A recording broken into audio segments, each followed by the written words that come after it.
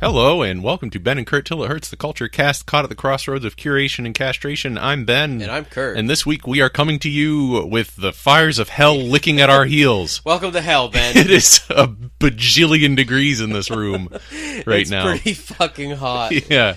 There are two kinds of studios. Mm-hmm. One is a finished basement with control, climate control and just cooled. Soundproofing. Keep those sounds right in there.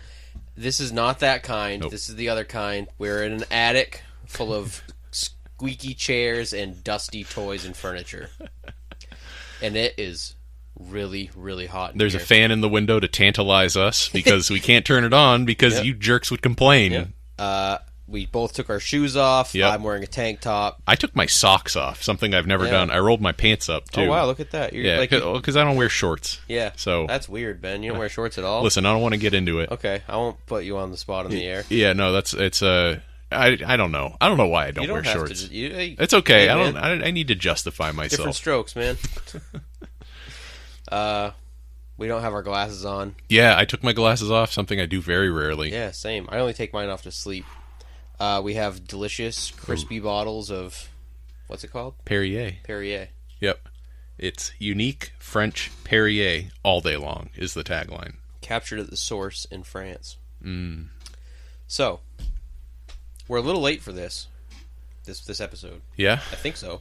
Yeah, we're well, I mean, June has ended. Yeah. Right? The Yeah, sixth okay, month has ended, so we are exactly halfway We're through actually the year. right on time. We're actually Look right at on us. spot We're on just time. Getting it done. Because what we're doing today is we're talking about our mid-year music reviews. Yes, sir. Yeah, our top 10 albums of the partway through the year. These are the hard choices we're going to have to make later on in the year. Yeah. Because if it came down to it right now, we had to make our year-end music lists, which is a proud tradition, kind of the genesis of the podcast. True. Was a year-end music list, despite the fact that, I mean, you have maybe more experience with music criticism than I do. You have written a music review before. Maybe not professionally, but it's more than I've ever done. Wow. You are a musician as well. That's like saying a person is a better cook because they've made boxed mac and cheese. It just that doesn't matter. My music reviews are the boxed mac and cheese level of cooking. Some people love boxed mac and cheese, and I'm not going to hold that against them. I love boxed mac and cheese, but regardless, the point is, I don't know why anyone would take our opinion seriously on this, but it is what we do. Yep. This is old Anthony Fantano's chance to fire back at us. Tony Fantano, we're entering your realm now. We're getting in your world. Big Tony. Big Tone. Any Cal Cuchesta albums on your list this year? I don't think he's putting anything out this year. Really? Otherwise, it would be. Yeah. Yep. I have a really good list. My list is going to be hard to cut anything from by the end of the year when more stuff comes out. There are already things that I wish were on my list. Yeah. Yeah, since I made it. So, should we just jump into it? What do we ready to get in? You want to start? Let's do it. All right. Number 10. More of a I don't know. I didn't get a chance. I haven't listened to this as much as I plan on it. But it's a kind of a placeholder number 10, but that is Supreme Blientel by West Side Gun. That's the one I didn't get to listen to off your list, actually. Okay. Yeah. I haven't listened to the whole thing. That's why I feel kind of bad that it's I've never listened to this artist before this year, but Supreme Blientel is a reference to the Ghostface Killah album Supreme Clientele, assuming the B has been switched out because West Side Gun is a blood, which is also sweet. And most of there are like songs throughout the album that have references to professional wrestling. So just left and right, just good things to me. Ghostface Killah. You're a big target for this Bloods album. versus Crips. Yeah. Wrestling references.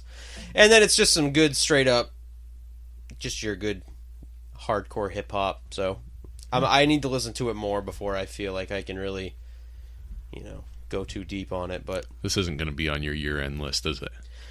Probably not. Might be. No, it won't be. I can almost guarantee that there better things will come out. Mm-hmm. I find that music that I like for some reason tends to come out in like the latter half of the year, I think. you summon a little breeze. Feel that breeze. I didn't even feel it. All right, good. So we've got Supreme Blind Tell. Yes. That's your number 10. Number 10. My number 10 is an album by a band called Remember Sports, formerly known as Sports. Said their new album, Slow Buzz.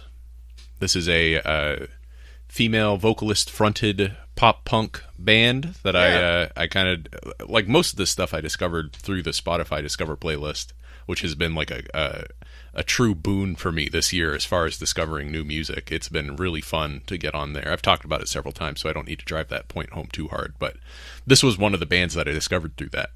Just, like, so tight, jangly guitars, fun lyrics about being young and dumb and not knowing what's going on, really. And...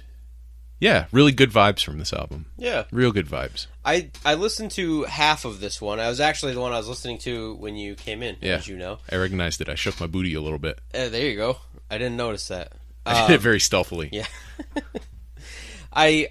Most of your music is not stuff that I typically listen to, which is cool because it was like 10 things that I mostly hadn't listened to yet.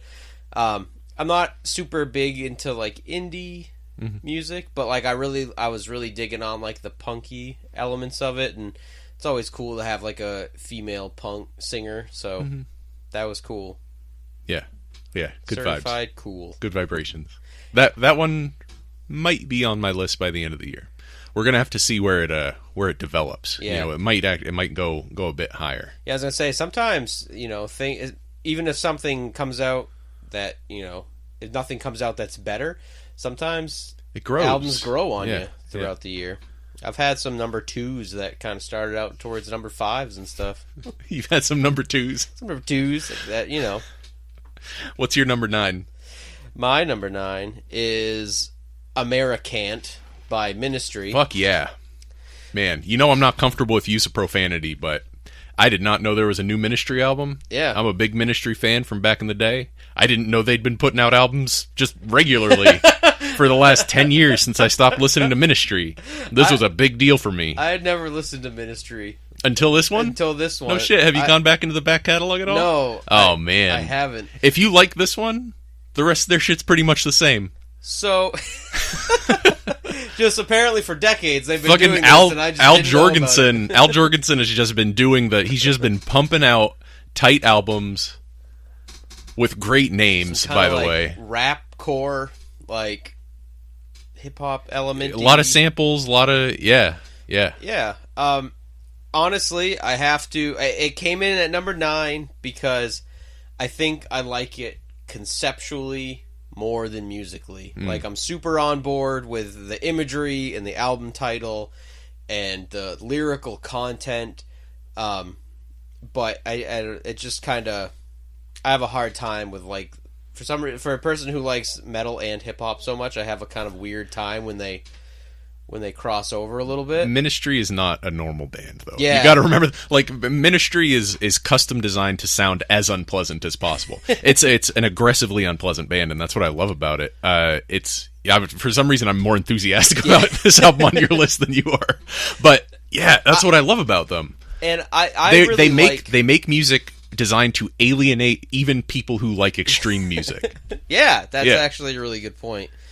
And I appreciate it. I think it's like the first album that I've heard that's so bluntly political about the climate, the political climate that we are in now. What about I forget who put it out, but the hip hop song last year, "Fuck Donald Trump." Was that direct enough for you? I don't think I heard that one. It made the rounds. Oh, cool. Yeah, it was a good one.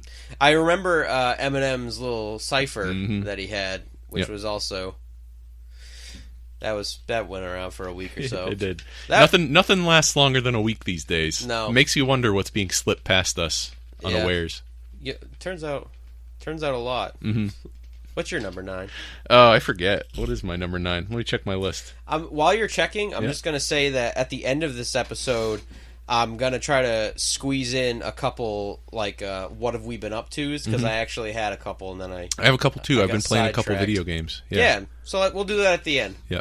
My number 9 is the new Y Oak album. Came out earlier this year, called "The Louder I Call, the Faster It Runs," which adds to a kind of theme on my list of like dream imagery and dream stuff. Well, dream pop. It makes you wonder if I'm seeking these things out, or if it's actually just that I'm picking up on a current that's kind of dominant in the subconscious mind of the human race right now. You're returning to our dreams. It's like they're always with us. Yeah. But we don't pay attention to them for some reason in the modern day. Let's start paying attention to our dreams. Maybe these things are finding you. Maybe they are finding me. Y Oak found me a long time ago, so they've been working on this for a while. Planting the seed. This one is pretty low on my list. Whereas Y Oak's previous album, Shriek, was like one of my favorite albums of the year it came out. The great innovation on Shriek was that they went from being kind of a guitar-oriented dream pop band to being almost entirely electronic synthesizer and bass and drums setup. And on this album, they reintegrate the guitars a little bit, which I liked, but I don't feel like it's as cohesive and unusual a tone as it had on Shriek. Still my number 9. And some of those guitar solos, like the tones that they get on the guitar solos on this album, are just obscene. But yeah, I think I'm trying to just make sure this is accurate before I commit to it.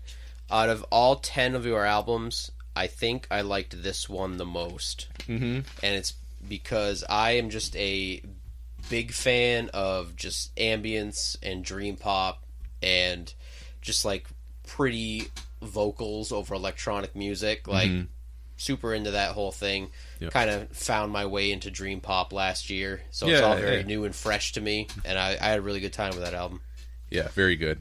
What's your number 8? Number 8 is the Split EP by Iron Reagan and Gate Creeper. Gotta say right out the gate, this will not be on the end of, there's just not enough of it to be like it says. I know that there are 10 albums that'll come out that I like better, but I'm a huge fan of Iron Reagan. I had never listened to Gate Creeper before this, but it's a sweet band name and it's a cool little EP. I really like split EPs. I always think that's kind of like a hardcore thing that kind of died out, and I mean, I'm sure there are like pop singles where they'll have like different artists on them and stuff, but it kind of was like a hardcore punk thing because you could split the cost of you had to put it out yourself. Yeah, you're dealing with a scene with a lot of DIY ethos while also having like a huge flood of artists.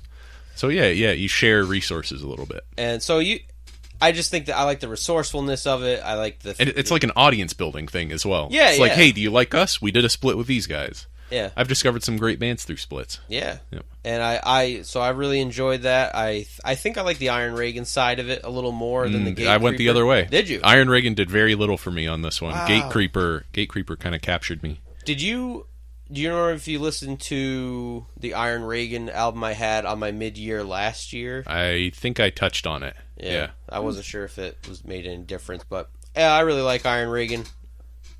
It was a good EP. Yeah. Unfortunately, it's like 8 tracks, and they're the whole thing's like 12 minutes long. So I really like that in a musical piece. Some of my favorite albums, especially are for metal, super short. But I don't think it's strong enough to stick out. But it's worth noting. It is worth noting. Yep. Yourself, number 8? My number 8 is an album called A Partner to Lean On by a band called Trace Mountains. This was another Spotify discovery for me. And I think it's primarily like one person doing most of the songwriting on this one. Gives it a very cohesive feel. It's not quite as like lo-fi punk as Remember Sports is, but it's from a similar indie rock oeuvre. Yeah. And yeah, this album really it's too hot to think about music. Holy smokes. It's pretty hot in here. It's really hot. It's getting hotter. We keep breathing. I'm even trying to limit the hot takes, and it's still just... You want to turn the light off? Do you think that'll help? Let's try it. Oh, let me get it right in there. There we go. Ooh, that's kind of nice. Yeah, it is a little nice, right? Yeah. As darkness falls. And yeah, Trace Mountains. A lot of good lyrics about insecurity and not quite knowing what you're doing, but strong album. Strong album. I gotta work on my music shit, man. You know, the same thing happens to me. Like, I only have, like, so many descriptive musical words. Yeah. And I'll be like, it's atmospheric. I'll say that all the time. Like, oh, it's really spacey. Like, Yeah. Off this album, I like the song Carrie's Dreams. That was actually the one that came up on the Spotify playlist, and it's the first song on the album. Kind of takes you on a little journey. Whatever. I don't know what the fuck I'm talking about. Move on. Number 8. that was awesome. I think I'm at number 7, actually. Oh, yeah, you're number 7. So, I know you guys are going to wonder how I could possibly put this at number 7 and not number 1, because as we all know, Anthony Mellon Fantano, aka the best teeth in the game, gave it a 10 recently. Ugh. But I listened to Kids See Ghosts by Kids See Ghosts, the collaborative hip-hop duo of Kanye West and Kid Cudi. And I can't say that it's a 10, but it's good. It's good. I enjoyed it, and it's only like 20 minutes long. It's just so concise. And I think part of the problem with a lot of hip-hop is that a hip-hop album will come out, and it's 17, 18 tracks, over an hour long. You got 5 skits in there. You got skits, it just burns out. You Yep. got remixes tagged onto the end, and it's just too much. And I really like a concise hip-hop album it was just good. And they even reference that at one point on the album, right? Like, they have a sample of someone talking about how, like, you know, keep your songs less than 3 minutes, just get in, get out. Yeah. Pusha T did something similar with his album this year. That's another one that's sub 30 minutes. Also produced by Kanye. I think it's something that Kanye is pushing right now. And Kanye had Yee come out, right? I Yep. didn't listen to that. Which was another pretty short one. Yeah. Yeah. All right, Kanye's allowing his music to fracture a little bit. In a good way. I've never been a huge fan of Kanye. I think Late Registration is pretty much the only album that I really enjoy. Actually, 808s and Heartbreak is pretty sweet. I like his newer stuff better. And he is like such a weird dude that like it's kind of hard for me to like get on board with him in general.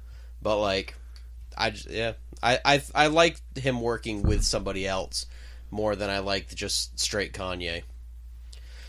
Your number 7? My number 7 is the new Death Grips album, Year of the Snitch. Yeah. You a Death Grips guy? I'm not. You're not at all? Mm-mm. Did you listen to this one? Part of it. Yeah? I knew. So, the ones that we're getting into now for the rest of your list, some of them I did listen to quite a bit of. There were some of your albums that I listened to like 3 or 4 songs, and I was just like, this is just not. You're talking about Age of, right? Not for me. Yeah. This album was one, and Yep. then there were 1 or 2 more where I listened to like a few songs, and I was like, not for me. Yeah, Can't do this.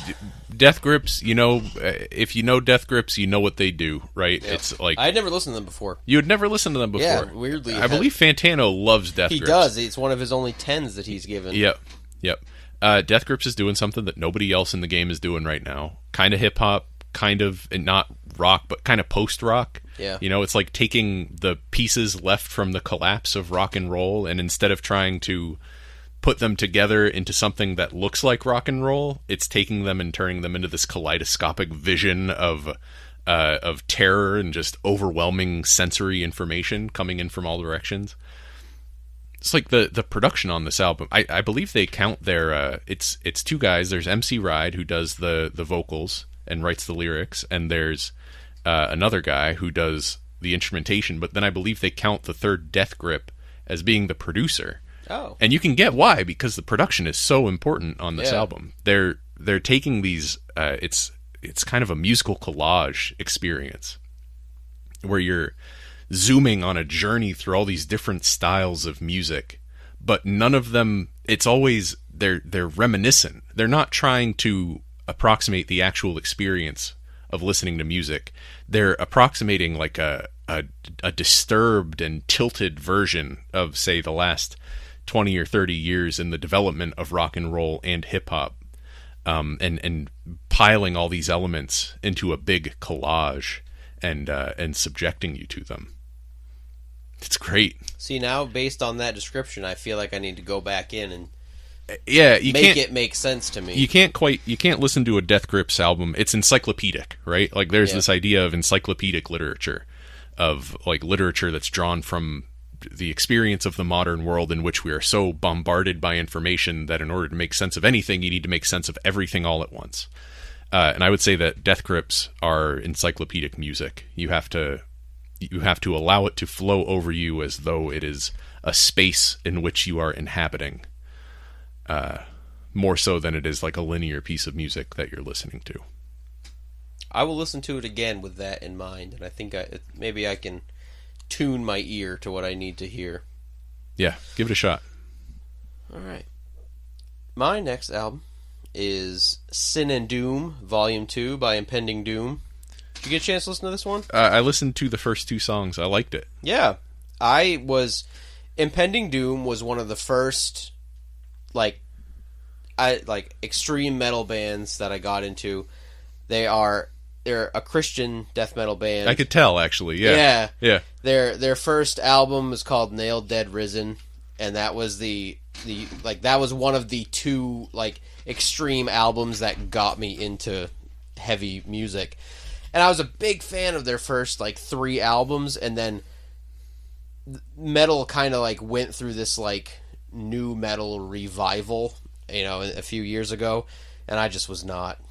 I was never a fan of new metal, and I just couldn't do it. And so I've talked about new metal on the podcast, right? I don't know. I went through a little new metal revival of my own last year. Ooh, Ben. Yeah, I can point you to some Korn concert videos that I really got into. Limp Bizkit had a pretty good performance at a German festival that got recorded and put out. It's all on YouTube, man. It's really good. In retrospect, without being in it and surrounded by it, it's a lot easier to understand and appreciate what new metal was actually offering. It's not metal is the thing, but it's kind of what Death Grips is doing. Death Grips is like the best new metal band ever. That's the perspective that you have to take on it. That's not going to make me listen to Death Grips. That's actually turned me around again. Now I've gone 180, another 180, right. Full 360. I'm now back where I started. I've sworn against even more. I've doubled down. I've sworn against Death Grips now. Yeah. So last year, Suicide Silence, who is the other first extreme metal band that I got into, put out an album that was so bad that it changed my perception of how bad it could have been. So a few weeks ago, I was like, "Oh man, I'm gonna listen to that new Impending Doom album. See how fucking bad it is." Yeah, and it was just pretty good. It's tight. It was just good. They got rid of, or maybe not got rid of, but there's a lot less of the new metal bouncy wow riffs and whispering, creepy whispering, and there's all that stuff is kind of toned down. So production's actually come a long way for a lot of the bands I used to listen to. So, excuse me, their first album is just like a wall of fucking noise that just indiscernible. Mm-hmm. And so it was really cool to hear them on an album that I liked with nice, clear production. I'm like, that's the bass and that's the drums, and their vocalist doesn't sound like a scary pig man anymore. Yeah. It's real good.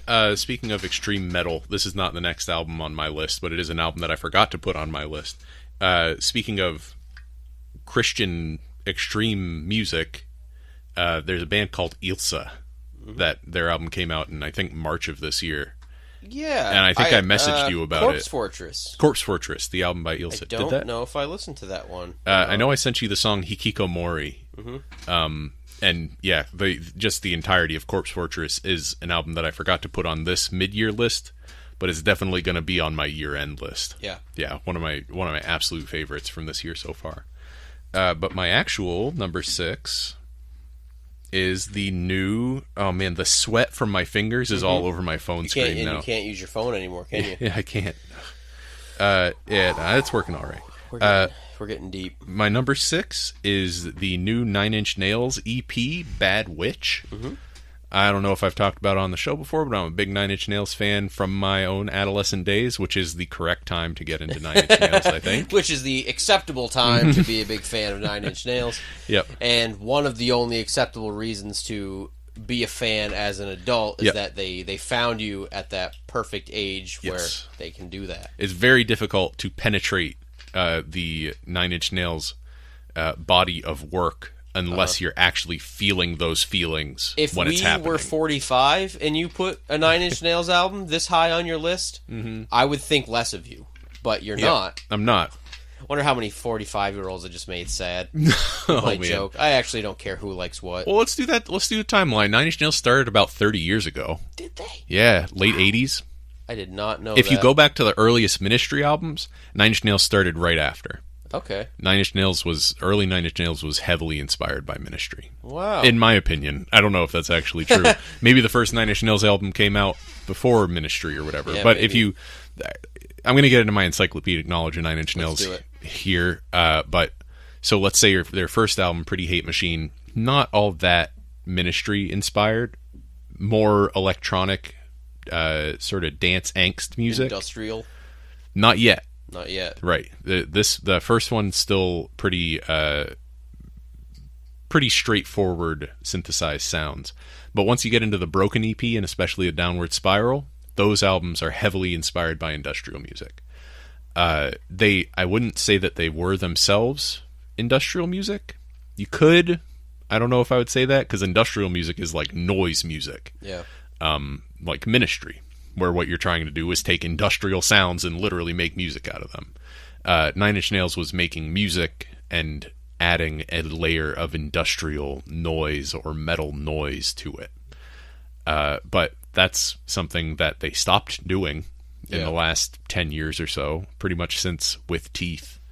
And since then, seemingly as Trent Reznor has gotten happier and happier, and like been able to actually explore his inner life more and more rather than having to stay in a state of like early 20s angst arrested development because that's what people expected from him. Wasn't he also addicted to drugs? He was addicted to drugs in the 90s. I remember think a friend of mine really liked Nine Inch Nails and was kind of trying to say as politely as possible that he's happy that he doesn't like Nine Inch Nails anymore because Trent Reznor is clean, but he really hasn't liked Nine Inch Nails since Trent Reznor was writing it while addicted to drugs. Right. There's a lot of like self-hatred that came from the drug addiction. It wasn't like he was doing a drug that makes you good at writing music. No. Though. Not like those Modest Mouse boys who were doing speed and like making all their best albums.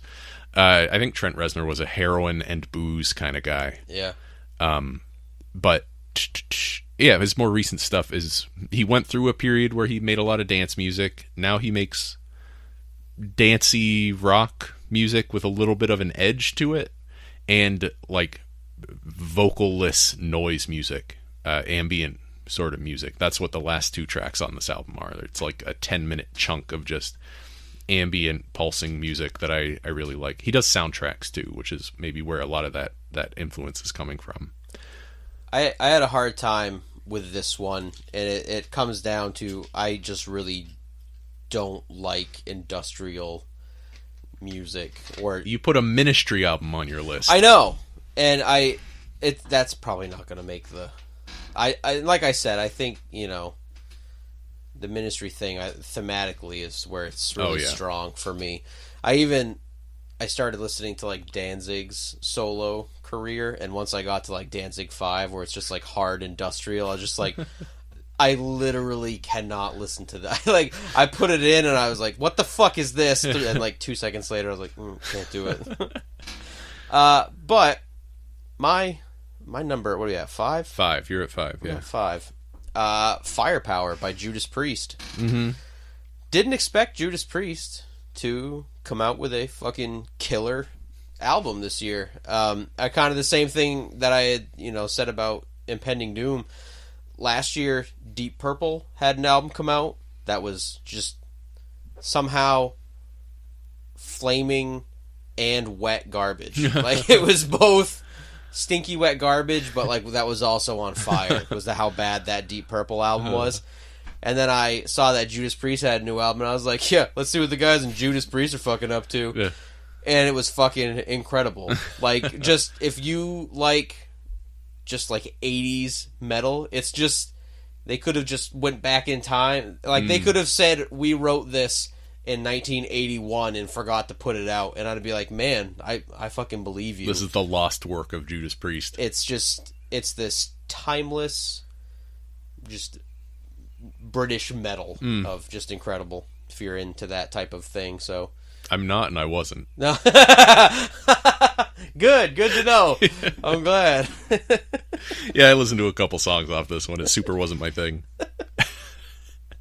Man, it's so weird with us with music, because we really, for as many things as we kind of, I know, it's like you've said, together we like all the things, but there's very like little kind of crossover. I'm very fickle is the thing about me. Like, there's a lot of stuff where you would assume if I liked one thing that I would like another thing that is like it.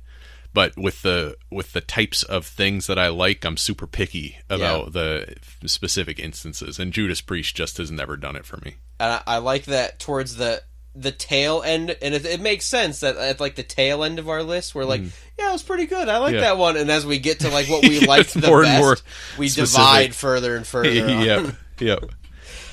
My number 5 is Part of the Light, the new album by local legend Ray LaMontagne. I didn't super love his album that came out a couple years ago that I can't remember the title of now. But this one I did super love. He's doing the like 70s singer-songwriter thing. Yep. In a way that feels modern, which is really tough to do. Like he's taking enough of a unique angle on it that it feels, if not fresh, then at least valuable in today's music climate. Maybe it's that he's taking influences from many different directions. You know, I wish I could give specific instances, but again, it's too hot for my brain to work. And yeah, so basically, just Ray LaMontagne, good. You like singer-songwriters? Check them out. Bass functions right now. Yeah. Now, if I tried to come up with specific examples, my liver would shut down. Right. So that's all you got. I wanted to like this album. Local legend. You couldn't stand it. No? Just instantly. Was it his voice? No. A lot of people don't like it because of his voice. For me, there was a lot. There was a lot of these albums that I didn't like, Ben. I'm sorry. But it just, not even because of the quality of the album, they just like they are from a sound that I'm not like a big thing of. So a lot of like indie / folksy, very folksy / twangy. Just not a fan of like many. Like there are examples of each of those things that I like. Yeah. But overall, not a huge fan of those types of things. And I wanted to, because I remember your wife spoke very highly of the album, as did you. Yep. And I wanted to like it. I don't think she liked this one. Oh, maybe I was thinking of something else. No, you're thinking then. of my number 3. Okay. Yeah. Spoilers. Didn't like that one either. So my number, whatever we're on, 4. Number 4 is this is where we get to like these next 4 I really liked, and these 4 probably gonna end up on the old end of the year list. But number 4 is the collaborative album Everything Is Fine by Jean Grey and Chris Quelle. I don't know. Yeah, fucking super good album, hip hop album. I'll call him Chris because I don't want to sound like an idiot for not saying his first name right. Had an album come out last year called, I think it was something like Being You Is Great. I Wish I Could Be You More Often. Yeah. And I really wanted to like that album because it was just a little too weird for me. But it was like a really kind of funny, like self-reflective, like he was his own punchline kind of, album. And I really liked that, and I wanted to like it. And like even the first track, like I Fuck With Myself, like that was a really cool, but it didn't click for me. This album really clicked. From everything from the skits were really good to, I think they're dating. I think Jean Grey and Chris are like a thing, but she was like the shining star of this album for me. I think they kind of play against like the gender roles that you might expect. He's kind of like a soft-spoken, like reflective rapper, and she's like this like hard East Coast sounding. It reminded me of Biggie. Like she was just like punch lines and just super hard rapper, and that really kind of gave it that edge that I needed to enjoy the cool parts that I kind of had a hard time getting in to on the other side. And Ron Swanson, that's not his real name, is it? That's his TV show name? Nick Swartz. Nope, not Nick Swartzen. Schwartzman. he does the voice acting on a skit in it. It's just really good. Nick Offerman, that's what it was. Ron Swanson's from the show. Yep. Yeah, that was just a super good album. Listened to the whole thing front to back. Loved it. Been listening to it. I thought this one was good. I thought it was all right. There's been a lot of hype around it. It's like the thing. Is it? To be into this year, I think, and maybe it's just the like contrarian inside of me. I like but something cool. It's like I just felt like I was attending a fucking spoken word performance the whole time. I couldn't get away from it fast enough, honestly. Oh my god! No, I liked Chris. I like Chris's stuff a lot. Jean Grey, I'm not a huge fan. Wow, not a huge fan. I like what she's doing. Listen, need more women in hip hop. Yeah, especially women who don't take the like who have alternate perspectives on things. But her shit is just spoken word garbage. Oh no! It's like it hurt me inside to hear you compare it to Biggie. Like there's nothing musical about her about her delivery. I know you're listening, and I'm sorry. Jean Grey, listen, keep doing what you're doing. All right, I would have left you off the list if I knew Ben. Knew Ben was going to be so hard on you. People clearly like it, and you're funny most of the time, and I like that a lot. You're friends with John Hodgman, and I think that's cool. But your thing is not my thing, man. I do not dig it. Chris, you're doing good. I really liked that album that Curtis said he couldn't get into. I'm pretty sure Open Mike Eagle was on a song on that one. I really dug it. Yeah. Yeah. Well, I'm not trying to spread bad vibes here or anything, okay? Look, like what you like, keep doing what you're doing. It's not my thing. Feels like I'm at a spoken word fucking beat poetry recital and like man. I should be snapping my fingers in appreciation and yeah, I can't do that one. I'm just before we put this online, Ben, I want you to go home and cool off and listen to it. Oh man, it's so hot. I'm starting to think that maybe some of this is just coming. Your brain might be in a bad place. Hot takes from my hot brain. I think maybe you won't feel so aggressive if you weren't being burned alive in my studio, my attic. Today. It's not even cool enough to call it a studio. In my extra bedroom, my crawl space. Hate this room. I'm having a good time. I feel like we're getting some stuff done. Yeah. All right. My number 4 is by an artist called 10 Point Never, an artist I'd never listened to before, but it's an album called Age of. This was another Spotify discovery for me. And it's electronic music, I guess you could say. It's an album without a lot of complete songs on it, but by virtue of being so focused on putting these incomplete songs, like song fragments, together in all these unusual ways, he like draws attention to what pulls you into a song by denying you the release at the end of the song where everything kind of comes together, by having it all be build up and then cut off. It causes you to confront within yourself what your expectations are and how they get set by music. It opens with this. This is an album that I think would play really well on vinyl. I haven't had a chance to listen to it on vinyl yet. I don't know if I will buy the vinyl, but it's split very cleanly into two sides. There's this really great harpsichord-y electronic sound on the first track, and then again on what is the first track of the second side as well, Myriad.Industries, I believe it's called. And yeah, it's another one of those albums, kind of like You're the Snitch, where you're inhabiting a landscape of music and being led through it. But it's not just about the linear experience that you're on. You're also looking to either side and thinking like, wow, what's going on over there? Why did that happen that way? Some real moments of beauty on this one. The song Warning it's not often that music actually scares me.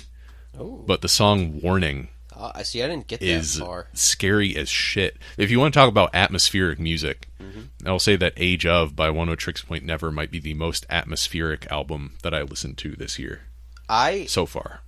When I listen, I put it on and I was listening to it, and Age of the opening track, I hated it.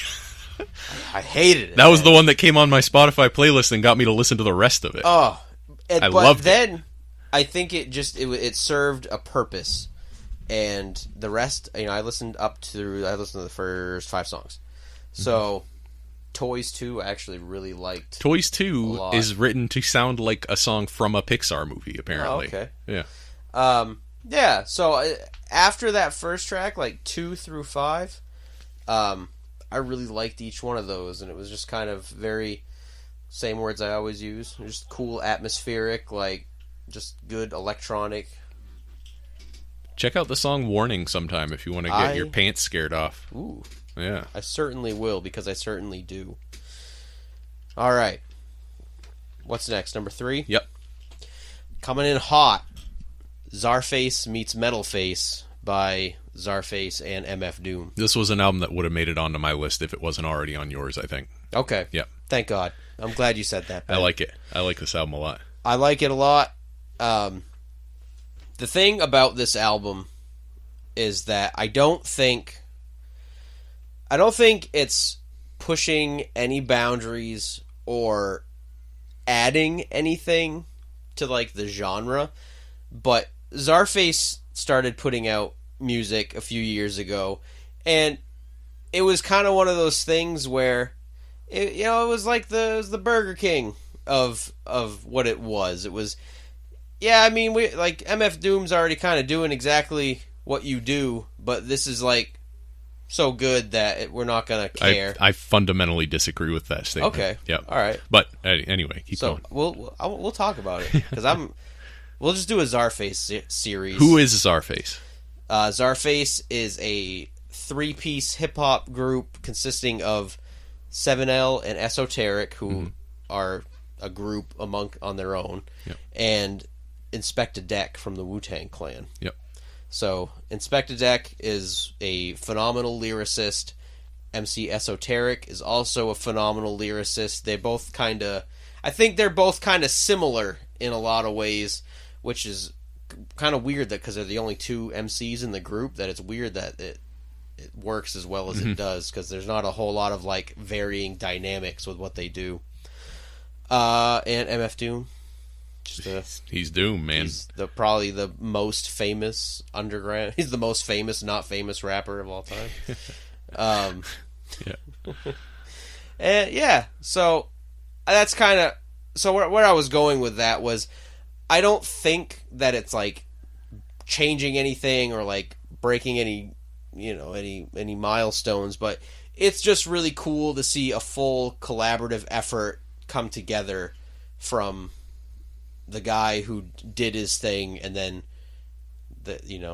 I guess we disagree on this, but the people that I feel like are kind of a love letter to MF Doom. Didn't they all start about the same time?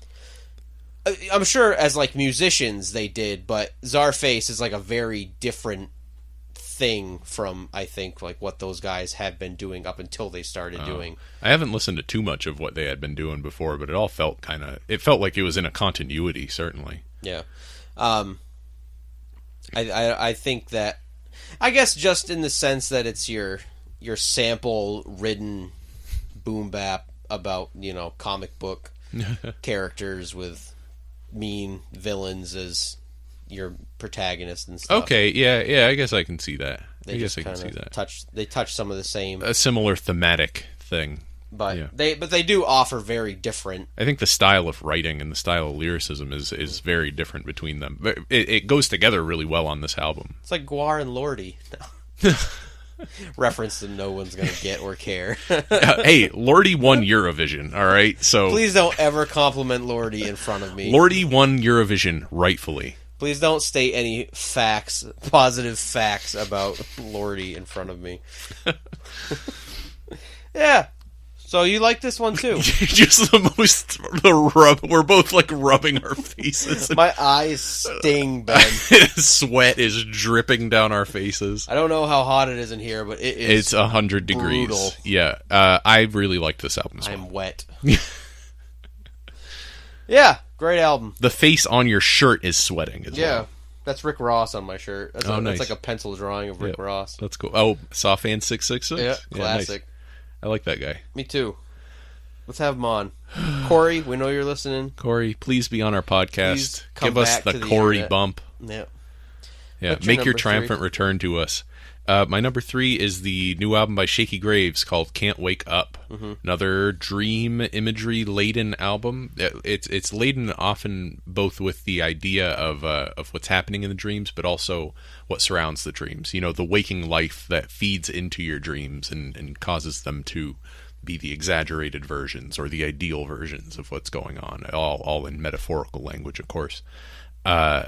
Shaky Graves has been doing what he's doing for a long time, many years, and each time he's kind of grown as an artist and grown more popular.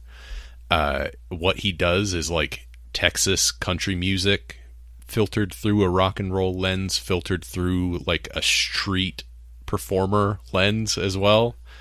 And on this album, which is one of his first like proper full-length albums, I think, maybe his second or third album after several years of doing this thing, he's great, man. I just like this guy a lot. It's fun. It's a good album to listen to with my wife because she likes it too. She introduced me to Shaky Graves, and I love his voice. He's very good at playing the guitar and writing songs, and I like him very much. I didn't like it. And I wish I did like it. Yeah. Sorry, Ben. It's all right. Sorry, Megan. Yeah, she's the one you really need to apologize to. I'm so sorry, Megan. I tried. I wanted to like it. I mean, you don't really like country music. Nope.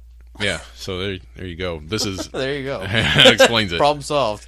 Yeah, country, folk. Yeah. Yeah,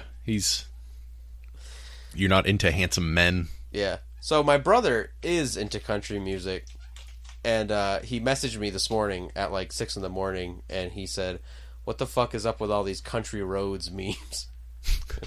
Love it's it. the fucking Fallout 72 or whatever. Fallout 76. Yeah. I hate it. Oh, do you hate it? I wish that song could be popular on its own merit. As like a piece of Americana. I'm glad that These fucking gamers ruining everything. And I appreciate the shit posting more than I actually appreciate the song. There have been some really fucking good country roads memes since the announcement of Fallout. I don't want to hear any 76. positive facts about memes on this podcast, Curtis. Oh yeah, you don't like memes. You don't like the old... I only like memes from far right Twitter. God damn it. My number 2 is the album Ephorize. I haven't said that. I realized I hadn't said that word out loud until just now. Mm-hmm. By the rapper Cupcake. And boy, do I love this fucking album. It's got everything.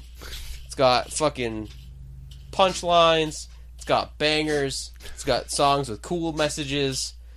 Man, 2018 is becoming, between Jean Grey and Cupcake, is just becoming the year of like awesome female MCs for me. The future is female.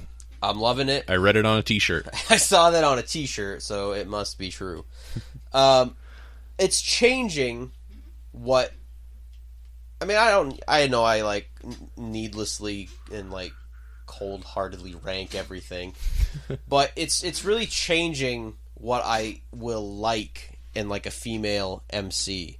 Before, there are some really good like verses by female MCs that I like, and the things that they kind of have in common are they kind of have this like, instead of being like hard gangster like your classic 90s MCs, there's a lot of like sassy and queen like attitudes with female MCs, like your Nicki Minaj and there's a great MC on the MF Doom track Guinnesses. That's a fucking one of my favorite verses. But I really like that both Jean Grey and Cupcake are really kind of doing this like hard stance on rapping, and they're kind of Cupcake's just kind of finally maybe she's not the first person maybe, but like she's just asking a lot of questions about society, and you know there's the song Rainbows of that's about love and different I don't even know how to say it, just gay people being in love, trans people being in love who you love, doesn't matter. I respect that, and just songs that ask the question of the classic, like, why is it cool if a dude sleeps with a bunch of women, but if a woman sleeps with a bunch of dudes, she's like a whore, and it's like the stigma. I like that she's taken it there. I really like that I follow her on Instagram, and she really has like a I don't give a fuck attitude and posts a lot of cool stuff. Cinnamon Toast Crunch is probably one of the hardest songs I've heard all year. That's a banger. Gets me dancing every time. And yeah, she has some real. I saw in a review she was compared to Ghostface Killah, and I was like, that must be why I like her so much. Because it all comes back to the woo, man. It all comes back to the woo, and my favorite member of the woo. Yep. But that's not even on like on a label. She's pushing that shit herself still. Really? So wow, go out there and you can buy the CD, just not on a label. So buy cop all her shit. Cop on the internet. Buy it on iTunes. Buy yourself a CD from Amazon if you want to. Mm-hmm. I'm gonna. If you're into that kind of thing. If you're into physical media. I gave up on physical media. Yeah? I'm done. You're done with it? I'm not buying it anymore. You gonna sell all this shit? I'm keeping what I have. Okay. I might sell some movies like Blades of Glory and The King's Speech. That's an Oscar winner. Yeah, I could probably get rid of Mulholland Drive. I'll take that off your hands if you want. I'll offer you very competitive rates. Hey, if we're talking about lady MCs, my favorite lady MC right now, I don't know. One of my favorite lady MCs right now is called No Name. Yeah. Yep. No Name Gypsy. I don't know which one she's going by now. I think she might be one of those rappers that changes her name sometimes. I like that. But yeah, she's great. She's been Chance the Rapper adjacent. She's been featured on some other stuff. I think she might have been on an Open Mike Eagle song at some point. I forgot to mention when we were talking about Czarface, Open Mike Eagle has a pretty killer verse. On Ghosts, right? Yeah. Yep. Or Phantoms. Yeah. But anyway, sorry, not to interrupt. Yeah, that is a great verse on Phantoms. He wasn't a ghost. No. I guess I'm real bad at telling stories. Yeah, that's all I have to say about that. Okay. That was your number 2? That was my number 2. All right, my number 2 is the new Father John Misty album called God's Favorite Customer. Fans of the podcast will remember I was not a big fan of Father John Misty's album Pure Comedy. I know that a lot of people did. I thought it was bloated. 75 minutes long, man. Come on, that's feature length. Long. That's long. Feature length. I don't have that kind of time. I got a baby. Yeah. But as a sequel to his album I Love You Honey Bear, God's Favorite Customer is fantastic. In like the continuing saga of Father John Misty's personal life, as filtered through the lens of his onstage persona of Father John Misty. Yeah, great album. Sounds kind of like Elton John. Yeah. Yeah. What do you think of this one? I can't do it. I wanted to. Similar, I checked out his album last year because it was Anthony Fantano's number 1. So that's like 3 or 4 Anthony Fantano references on just this podcast. It's the music episode. Yeah, that's true. It's the conversation we're engaging in. I love him, Ben. Yeah. So I checked. That was what made me listen to it, and I couldn't do it last year. And I listened to this album, and I couldn't do it still. I think I just don't like his music, unfortunately. I like him. I like his music. I like it all. I like everything about him. Other than Pure Comedy, which maybe I'll return to someday. Maybe it'll grow on you. It felt so timely. Yeah. And maybe not in a good way. It felt like it was so of the moment that I missed the moment completely. Yeah. Yep. That's fair. Yeah. What's your number 1? My number 1 is The Sciences by Sleep. Woo-wee. What a good album. Oh, man, it is. And it's like their first album in like 15... 20 years? When did they record Dope Smoker? Like 1967? Yeah. I think they... like maybe like 99? Yeah. Yeah. Yep. Party like it's 1999. Yeah, I mean, like you said earlier, it's no Dope Smoker, but it's really good. And I like it a lot. I have not listened to anything ever by High on Fire, or what's the other one? High on Fire was Matt Pike's band. And there was... Asbestos Death, or that was what the band that turned into Sleep. Oh, okay. But whatever the other member of Sleep had a also pretty successful band after Sleep. It was the Rolling Stones. Yes, that was it. It was Rolling Stones. So I haven't listened to either of those bands, but it's definitely clear that this isn't like Sleep hasn't written anything since Dope Smoker, and they just like, well, let's make an album. It sounds like Sleep, and it also, I assume, I haven't listened to them, it sounds like they're just bringing in the influences from their other bands, and it's just this cool, just a really good album. I like Dope Smoker a lot. I love Dope Smoker, but it can be hard. It's 1 hour long song, so it's hard to listen to the whole thing without being interrupted. It's cool for what it is. We got to do a Dope Smoker episode. We have to do a Dope Smoker episode. We both love it. We do. We are not ashamed. We are not ashamed. We love Dope Smoker. Mm-hmm. I've never listened to Dope Smoker while high, so I have. I haven't. I'm not going to. I mean, so maybe I fundamentally... It's still great. Yeah. I guess the thing. Maybe I fundamentally... It's great sober. It's still great high. If you don't want to be high, then you don't need to be high to enjoy Dope Smoker. That's my across the board of that. Yeah. So yeah, it's like 8 tracks. Some of the songs are really long. Some of them are short. But it's just cool that I like that we have Dope Smoker. But I like that they returned with this just more manageable album. The thing that I love about Dope Smoker is how unmanageable it is. Yeah.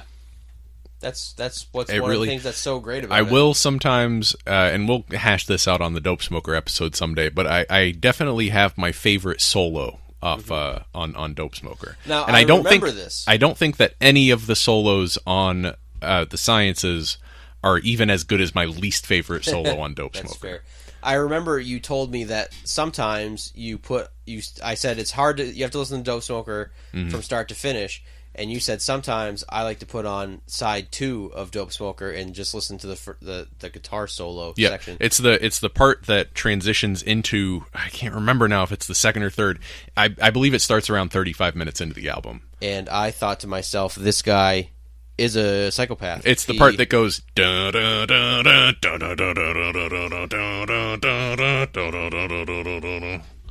That's my favorite part of. That looked really cool on the. But it sounded cool too. Yeah. What you need to do is you need to take that and you need to remix it and then put that as the outro music on this episode. All right. Yeah. So it's just really good, and I'm glad that it exists. It makes my heart happy that Sleep put out another album. To exist at all. Well, how much do you think it had to do with like the 2013, whenever it happened, the reissue of Dope Smoker? Yeah, I mean, it very well could have. It was like that, as far as I can tell, was hugely successful and put new eyes onto an album that had been kind of an underground classic up to that point. That was certainly how I heard about it. That might have been like immediately following. Like that could have been striking while the iron's hot for guys that are really high all the time. Yeah. Great album. We'll have to do a Dope Smoker episode. I'm very excited to do our Dope Smoker episode because I definitely have that album. Like, I've listened to it enough that I've got it chunked out into sections. Yeah. And they smoothly transition into each other, but it definitely goes through movements. It's like a masterpiece. I need to buy it on vinyl. It's one of the great pieces of art. It's like equivalent to a minor Renaissance masterpiece. Thank you. Yeah. And when you first... this is Dope Smoker Cast now. We're not doing an episode about it because this is the episode. I'm going to cut this whole episode out of our episode that I'm going to put up. Mm-hmm. When you first listen to Dope Smoker, for me anyway, it's kind of like an endurance test. You're just like, it's really cool that there's an hour-long song. Right, it's like smooth. Know what that sounds like. And then yeah, I just kept coming back to it because it's just so. It's so compelling. It's so slow. It's like watching a species evolve. It's just like how it just slowly changes into something else, and you think back and you can't really remember how it did. And then even for people like us that love it, you're like, there are distinct parts, but I can't remember if it's like 3 or 4 parts because it's such a natural change throughout the whole album. Yeah, you get a riff, and then like there's a change in the rhythm section, and then a solo, and then like a part from the riff from before the solo comes back, but it's changed a little bit, and the drums change. I want to see the fire in your eyes when I ask you if we can put Dope Smoker on the tight shit list. Oh man, yeah, Dope Smoker is at the top of the tight shit list. It's a Dope Smoker and Resident Evil 4 right next to each other. If you could play Resident Evil 4 while listening to Dope Smoker, that might be the most transcendent Ben and Curt till it hurts experience. I just bought that on Steam. I'm gonna listen to Dope Smoker and play Resident Evil 4. Do it up. We should stream it sometime. We probably couldn't stream Dope Smoker. Yeah, they probably wouldn't like that too much. All right. Anyway, we'll stream Resident Evil 4, and you guys just listen to Dope Smoker at home while we do it. It'll be like the Wizard of Oz, where you have to sync it up. It syncs right up. All right, it always hits the second solo right when you're at the Delago monster, and I bet it does. It's pretty incredible. We'll do an episode about Dope Smoker. Yes. Right now, Ben needs to tell us his number 2. My number 1. Your number 1. Sorry. Number 1. Yeah. That was your number 1, right? All right. Did you just pull a fucking Ben Larson? Steven Larson? Who's Steven Larson? Not Steven Larson. What is the dude's name? The fucking YouTube guys. I didn't. Okay. Yes, I did. Yeah, I think I did. I don't know who you're talking about, but I think I did it on accident. Yeah. Like I don't think I consciously picked up that habit of saying number 1 in that particular way, but it just kind of seeped into my mind. My number 1 is the new album by Jeff Rosenstock. It's called Post -. Now I feel like a real asshole because that's the only one you gave me that didn't listen to. Yeah, you listened to 4 tracks off Age of, an album that you immediately knew you weren't going to like, and didn't touch the same thing happened with Death Grips. Yeah. One track in, I was like, nope, and then I listened this to ain't for me. 2 more, and I wasn't having Continued to feel that way. So I can't add anything to this part. So you tell me what you love about this album. That's okay. I can't do anything with it. Jeff Rosenstock is a really special and important artist for me. I've been listening to his stuff since he was putting it online for free on quote-unquote-records.com back in the late 2000s. He's just like this do-it-yourselfer for many years, and he's kind of embarked on more of a conventional music career since he went solo. His prior project was Bomb the Music Industry. It was kind of just him. He toured with some people who were kind of the same people that he's touring with as Jeff Rosenstock now. But if you want to talk about pop punk, man, Jeff Rosenstock, he writes pop punk with like the brain of a Brian Wilson. You know, he just has that like natural instinct for music, for melody and harmony coming together to make something beautiful. And Post, attentive listeners will remember that Worry, his second to last album now, was one of my most disappointing albums of that year. Having listened to Post, I went back and listened to Worry, and I was wrong about Worry. It's actually one of my favorite albums from that year. All right. And Post is my favorite album from this year so far. It's going to be hard to knock this one off the number 1 spot. So you're saying halfway through the year, you might already have your album of the year? I love this album. I have listened to it many times, and I continue to listen to it many times. I listen to it very often. It's like when I'm hanging out with the kid and Megan's at work, I'll usually put on some music, and I find myself gravitating towards Post. I have to actively make myself not listen to Post over and over again. And if that's not a description of how you feel about a number 1 album, then I don't know what is. That's it right there. Mm-hmm. It's the album that you feel compelled to keep coming back to. And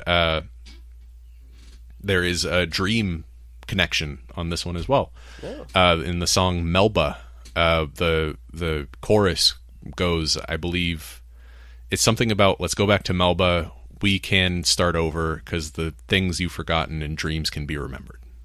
Wow. Yeah. So now, man, dreams, man. If you had said, Ben, I can't listen to all of these albums, I need you to tell me which one is most important, I would have said listen to Post. I'm so sorry. No, it's okay. I'm just joking. There's still 6 months. There's still 6 more months. I'll get it in there. Yeah. Maybe it'll be on my top 10. Yeah. Sleep, not really thinking that's going to end up as number one. Really? Yeah. Yeah. I really like it. I bet really it'll end good. up on your list.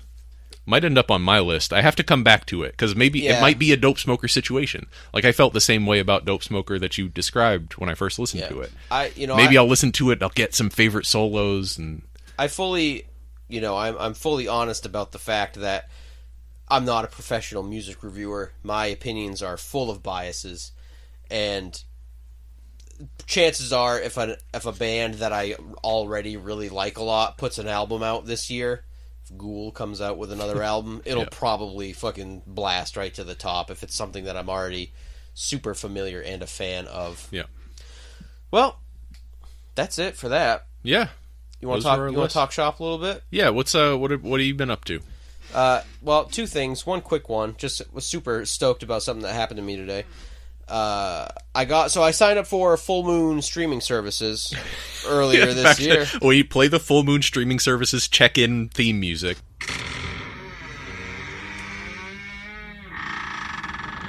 See anything good on Full Moon streaming this week, Curtis?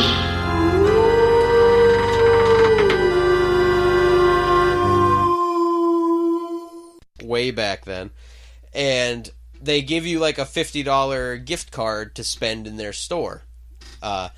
So I hadn't spent it because I wasn't really sure what I wanted to buy with it and everything. And then I just saw today that they have a 4th of July sale that started today.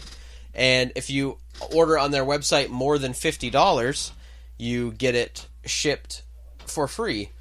So I just got 4 Blu-rays completely for free that are coming to my house. Wow. Yeah, I got Tourist Trap, which we should do an episode about Tourist Trap because that's a sick movie.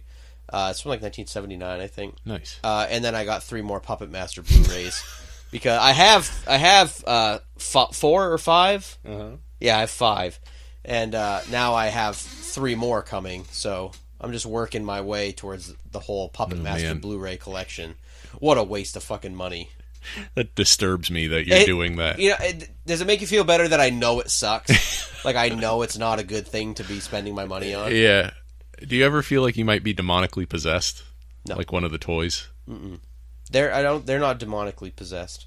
We're gonna do a Puppet Master series. They've got ghosts inside of them. Big quotes. You know what what that means? Canon. You know what that's a euphemism for? Demons. We're gonna do a Puppet Master series. Yeah, we are. I'm gonna love it. Don't even worry about it. I'm gonna love it. We'll get down to the bottom of this. And the other thing is we got to talk video games. Yep. What have you been playing? What's one game you've been playing? One game that I played the other day is a puzzle game, a visual puzzle game called Gorogoa. Okay. It's not a puzzle game a la Tetris. It's more of a puzzle game a la like adventure puzzle games, like Myst. Or what's another good one? The Witness. It's kind of The Witnessy, to be honest. Except it's more like abstract dream logic than like conventional mathematical logic, which The Witness is at least half composed of. No spoilers for anyone who hasn't played The Witness. It's my favorite game of all time. Please play it if you haven't played it. Someday you will play The Witness. I'll have to. And we will do an episode about it. I think you would really get into that game. I think that game would change the way you look at video games. Do you promise to finish New Vegas? Yes. At some point? Okay. Yep, I promise. And as you've already stated, you can't go back on your I will not go back promises. on any podcast promises. I promise to finish New Vegas at some point. Beautiful. If you promise... Maybe we can hang out and I'll play The Witness and you can play New Vegas. Oh, man, that would be good, because it would distract me from what I'd want to do, which is give you cryptic hints about what to do in The Witness. Yeah, The Witness is an amazing game. I played it once through all the way myself, once with my sister. Wonderful experiences both times, and I look forward to playing it with you as well. But that's not what I'm talking about right now. I'm talking about a game called Gorogoa. Gorogoa. So, all right, get this. Let me set the scene for you. There are 4 panels, like comic book panels, essentially. Each one can possess a picture. Each one can hold an image.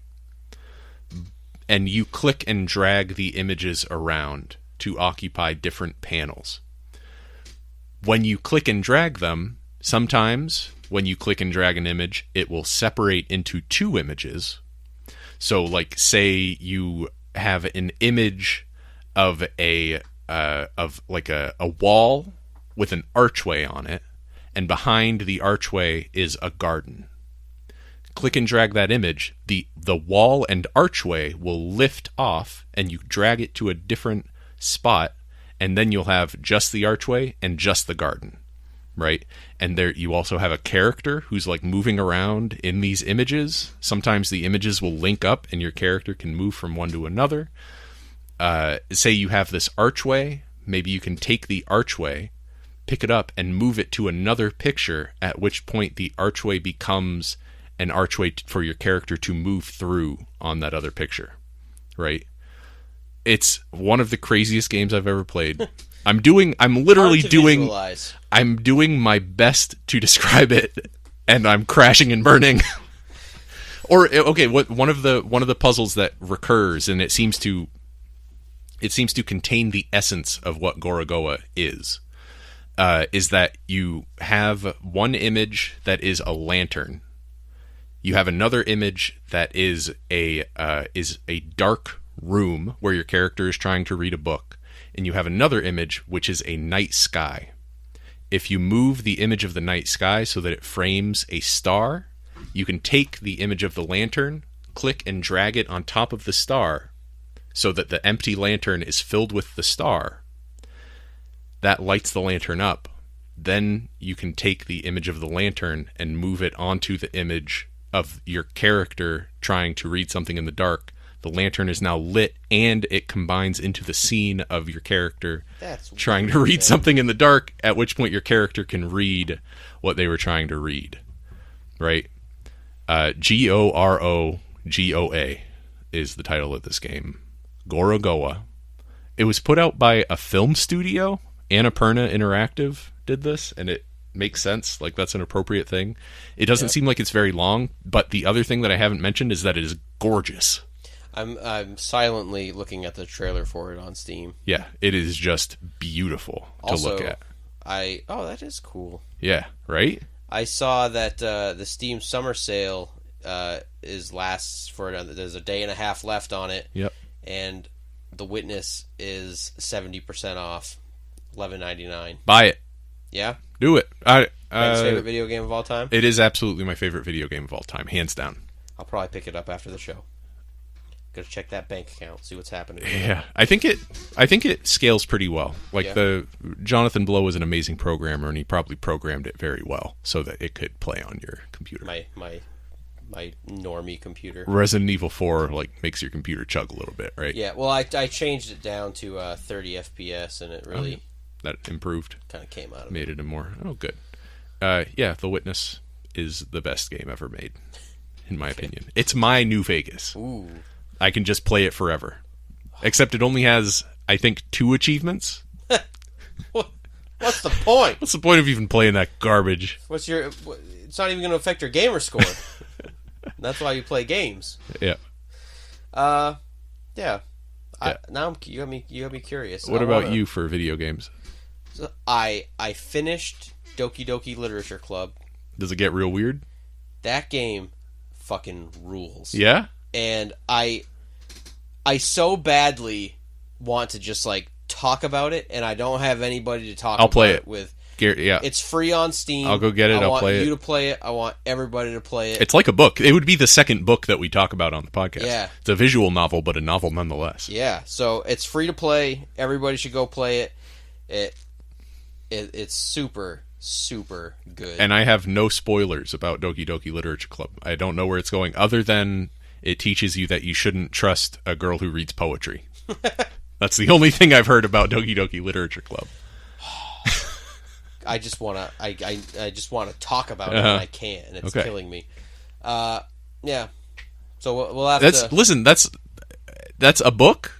It's also an anime, so that's going to be our gateway into other novels and into Neon Genesis Evangelion. Yeah. So this is a long one. What are we at? Hour 45 or something? Hour and a half. There's some stuff at the beginning that can probably get trimmed out. Yeah. Yeah. Play Doki Doki Literature. I will. I'm going to write that down right next to Make a Full Moon Productions theme song. And yeah, so I guess that's it. We're gonna get out of here. What are we talking about next week? I can't remember. My brain's on fire. Did we go with Earth? Yes. Yes. Next week we are talking about the this is your pick, so intro this for me. We're trying something new. Maybe it'll crash and burn, maybe it'll suck. Those are the two options. Yeah, it'll suck or crash and burn. One of those two things will happen. So, either it'll suck slowly and quietly, or it'll... We are going to be talking about an album, a very cool album, called The Bees Made Honey in the Lion's Skull by the band Earth. But what makes this a little bit different, I think Dreamcast has changed us. We're not the same people as we were. I'm so sweaty. I gotta try to have more dreams. I've been going to bed too late to properly have dreams. I haven't had any since last week. So we're gonna listen to that album, but instead of us talking about musically what it sounds like and what we like and dislike about it, I'm gonna challenge Ben, who knows about this. You guys can do it too, I encourage you, to try to find a time. I think the album's about an hour long. Find a time where you can listen to the entire thing uninterrupted and kind of just try to meditate on it while you're listening to it. And I just want to see where it takes you, Ben. I want to see what your journey through this album. I'll do some free writing. I'll do some free writing after I listen to it and see if I can kind of come to a place. My favorite time to listen, and why it's coming up now, my favorite time to listen to this album is when it is oppressively hot outside. Great. Well, that's perfect. You should go home and listen to it tonight because it is fucking hot today. Mm-hmm. Listen to it tomorrow. It's going to be the hottest day we've had so far this year. Yep. And just veg out. Just hit your couch or your bed and just listen to The Bees Made Honey in the Lion's Skull. Mm-hmm. And we can talk a little bit about it constructively as well, but my main thing is I want to see what kind of journey we go on. If this episode has taught us anything, it's that we don't have anything to say about music. That's true. So hopefully we're gonna have to start thinking of other stuff to say about music because we don't know how to talk about it. Yeah. What else? Let's plugs real quick. Yeah. Follow Ben and Curt on Twitter at Ben_and_Curt. Listen to Ben and Curt Till It Hurts on iTunes, Stitcher, YouTube, and Buzzsprout. Follow Curt on Twitter and Instagram at CurtCake5K. And we'll be back next week, talk about The Bees Made Honey in the Lion's Skull by Earth, and we'll do some cool stuff after that. I'm sure we will. Bye, everybody. Bye.